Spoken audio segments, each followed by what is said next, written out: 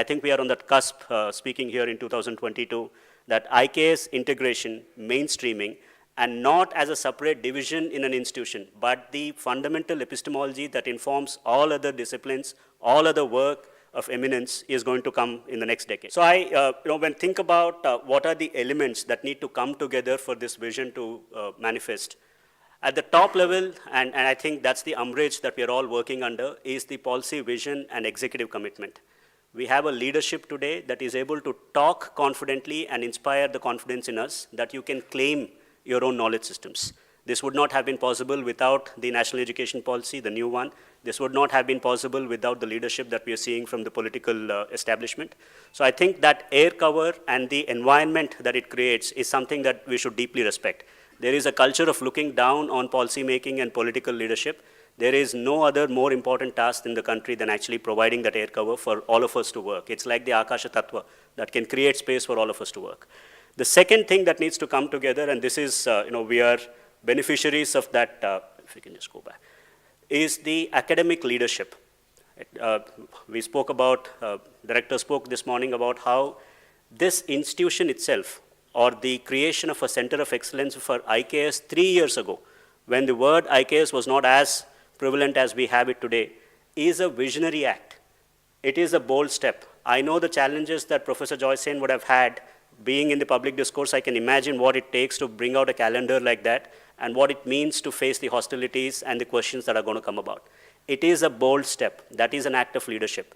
So we need academic leadership to set the direction that this is going to be the way. That means that we will think about faculty competencies, we will think about curriculum, we will think about technology integration, we will think about textbook, and we will think about the integration with the other networks, a private network, institutional network within academia, the policy network. I think that is the job cut out for the academic leadership.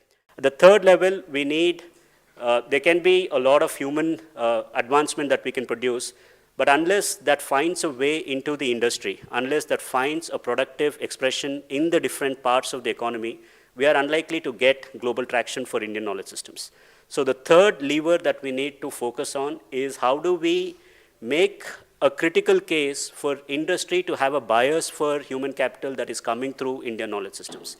I have a lot of thinking on what is the, if I were on the other side of the table running a company, how would I think about the difference in human capital coming from a particular stream of knowledge as opposed to something else? For me, it is the potential of that person. And if we can make a case that the Indian knowledge system is the best one to harness the human potential, and if we are able to get that alignment with the industry leaders, I think that would be a leapfrog in the way we can actually advance the thinking around this. Two other critical stakeholders that we need to engage with. One is obviously the decision maker in this entire process is the parent. And a lot of choices that are governed today about education is what the parents also are concerned about. So it's very important that there is a systematic approach to reach out to parents, to have a public design for communication about how do we explain Indian knowledge systems, not within the portals of one institution, but out there in the public square. When do parents begin talking about, I am enrolling my kid in an IKS course? What does that mean and what would it need for us to get there?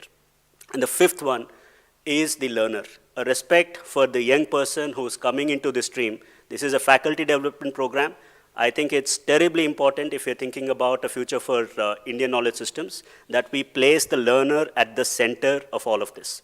We have to articulate this not from the position of what it means to us in academia, but from the perspective of why that young person should actually make a life choice to get into Indian knowledge systems. So these are the 5 areas of integration or 5 levers of strategy that I think about when I look at a roadmap for Indian knowledge systems. And our work at Brihat is to do research to bring this kind of compatibility, this kind of confluence together.